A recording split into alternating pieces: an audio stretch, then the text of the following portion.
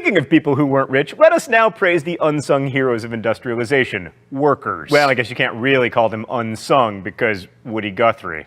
Oh, your guitar and my computer. I never made that connection before. Anyway, then as now, the benefits of economic growth were shared, shall we say, a smidge unevenly. Prices did drop due to industrial competition, which raised the standard of living for the average American worker. In fact, it was among the highest in the world. But due to a growing population, particularly of immigrant workers, there was job insecurity. And also, booms and busts meant depressions in the 1870s and 1890s, which hit the working poor the hardest. Also, laborers commonly worked 60 hours per week with no pensions or injury compensation, and the U.S. had the highest rate of industrial injuries in the world. An average of over 35,000 people per year died on the job. These conditions and the uncertainty of labor markets led to unions, which were mostly local but occasionally national. The first national union was the Knights of Labor, headed by Terence V. Powderly, which grew from 9 members in 1870 to 728,000 by 1884. The Knights of Labor admitted unskilled workers, black workers, and women, but it was irreparably damaged by the Haymarket Riot in 1886. During a strike against McCormick Harvesting Company, a policeman killed one of the strikers, and in response, there was a rally in Chicago's Haymarket Square at which a bomb killed 7 police officers. Then, firing upon the crowd, the police killed 4 people. 7 anarchists were eventually convicted of the bombing, and although Powderly denounced anarchism, the public still associated the Knights of Labor with violence, and by 1902, its membership had shrunk considerably to 0. The banner of organized labor, however, was picked up by the American Federation of Labor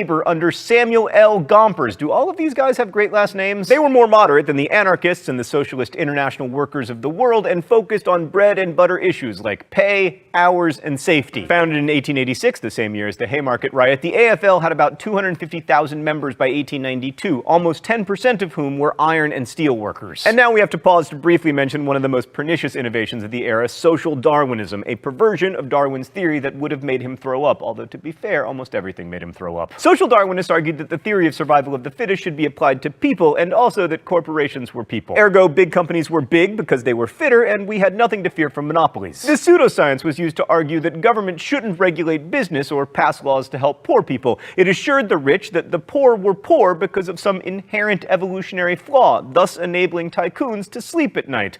You know, on a big pile of money surrounded by beautiful women. But despite the apparent inborn unfitness of workers, unions continued to grow and fight for better conditions, sometimes violently. There was violence at the Homestead Steel Strike of 1892 and the Pullman Rail Strike of 1894, when strikers were killed and a great deal of property was destroyed. To quote the historian Michael Lind, in the late 1870s and early 1880s, the United States had 5 times as many unionized workers as Germany, at a time when the two nations had similar populations. Unions wanted the United States and its citizens to imagine freedom more broadly, arguing that without a more equal economic system, America was becoming less, not more free, even as it became more prosperous. If you think